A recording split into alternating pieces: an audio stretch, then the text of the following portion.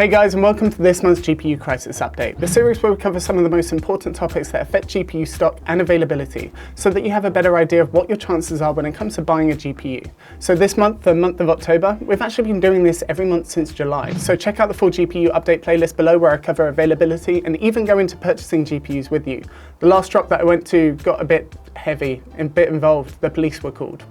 Check it out below.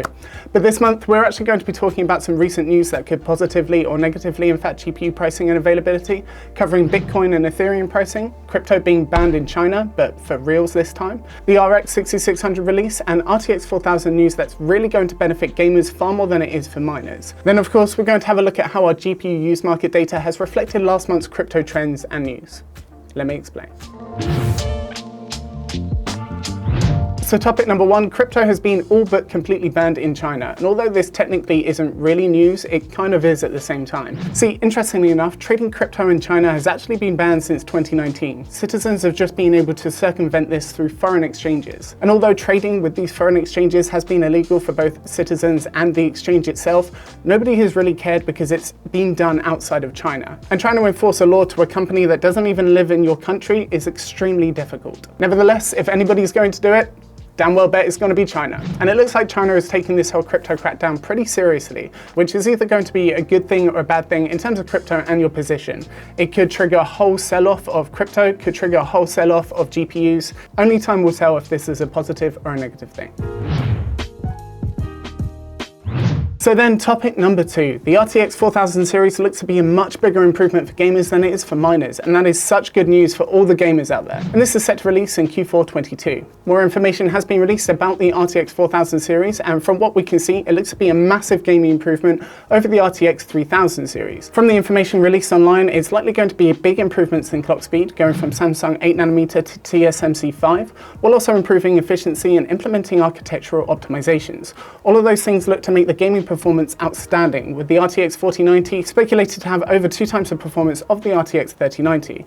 But when it comes to miners, there's a very different story. You see, many of the popular mining algorithms utilize GPU memory far more than they do the GPU core. This is why the RTX 3080 and 3090 dominate at mining with their GDDR6 memory, and why the 3090 isn't significantly better than the 3080. So with that said, what are the main differences when it comes to memory bandwidth improvements between the 3090 and what we know about the 4090? Well, Graphically Challenged actually did a pretty good estimated breakdown of this. The 4090 uses 384-bit GDDR6, which is the same as the 3090, but it does have an increased memory clock going from 19.5 to 21.5 gigabits per second, which means that we also see an increase in memory bandwidth, going from 936 gigabytes per second to 1032 gigabytes. And although I don't necessarily agree with his Ethereum hash rate figures, I do actually agree with the assessment of around 15% hash rate improvement based on these figures. So what that means is that miners would have to see a real good value in these cards, otherwise it's just not going to be worth it over the 3000 series, which if it's on TSMC 5nm, it's likely going to be quite a bit more expensive. But hey, you might actually get one.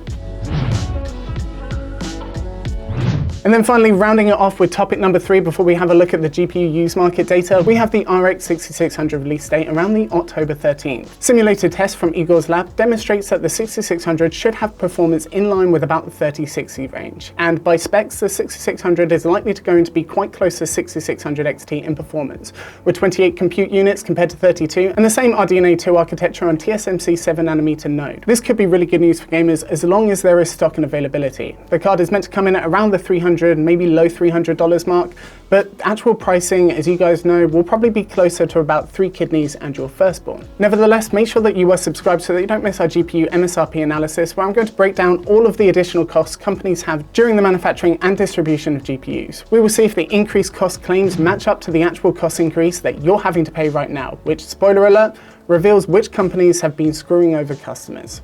But now let's take a look at how Bitcoin and Ethereum pricing has been set over the last month, as this will directly impact GPU pricing. Then we can have a look at our use market data to see how pricing has reacted to this, because remember, if Bitcoin and Ethereum pricing go up, so do the prices of GPUs as they become a more valuable asset. So let's take a look at that now. Okay, so let's have a look at how Bitcoin and Ethereum pricing has changed over the past month. As always, this is not financial advice. This is mainly GPU advice. But a few of you have been asking what my position is, whether I trade and sell crypto, whether I mine. And the answer to that is I trade it, but I don't mine. The GPUs that I have, they're channel assets, and they need to remain that way. So that's the reason why I don't mine, but I do trade. And I think it's important for me to trade it if I'm going to talk about this topic. And if you're interested in crypto, I'm going to leave a couple of my favorite exchanges as well as hardware wallets in the video description. So for Ethereum, over the past month, it's seen a lot of ups and downs, but that's kind of crypto in general. Last month, it was sat at $3,785.55, so it's seen a decrease of around $220 right there. Now currently at $3,564.69. Anybody who bought around the $2,700 mark would be very happy right about now. And when we talk about Bitcoin, it has seen a huge increase over the past month. Last month it was sat at $49,284.60. Right now it's $57,587.40, which is about an increase of $8,300. That is a staggering increase. Again, it saw a dip around this time. What's that? September 21st was its lowest.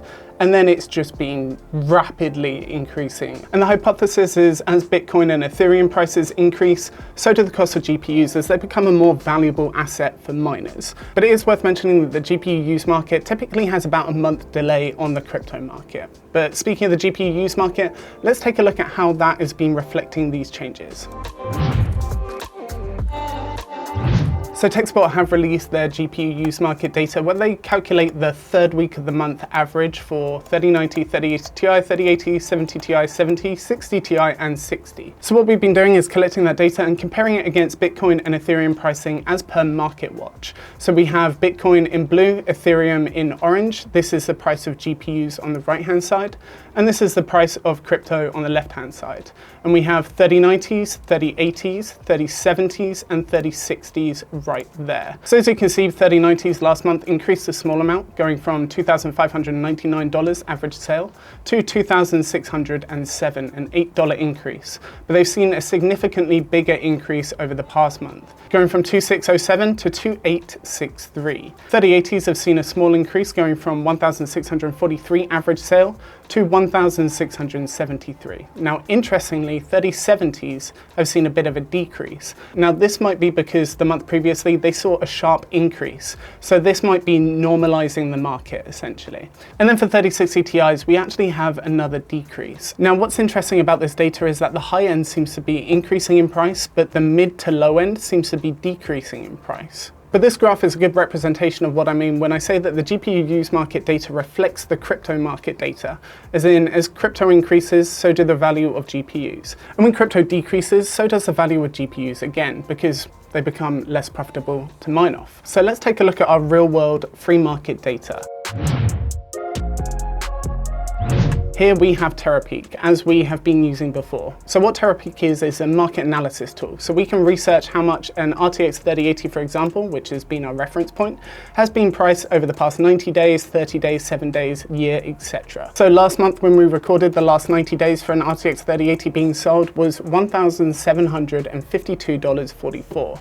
And right now, over the past 90 days, is $1,677.01. So what this shows is that an RTX 3080 is steadily decreasing in price on the used market, at least over the past 90 days.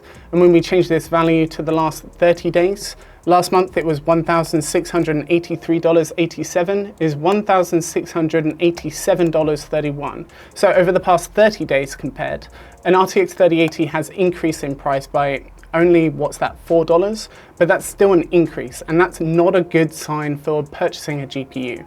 But the thing that is the most relevant is over the past 7 days, because this is more accurate live data. And the last 7 days was $1,694.41. This is $1,692.80. So that is, again, remained basically unchanged. It's slightly lower. So that is a good sign. But when it comes to actually purchasing an RTX 3080, how much can you get the cheapest RTX 3080 for right now?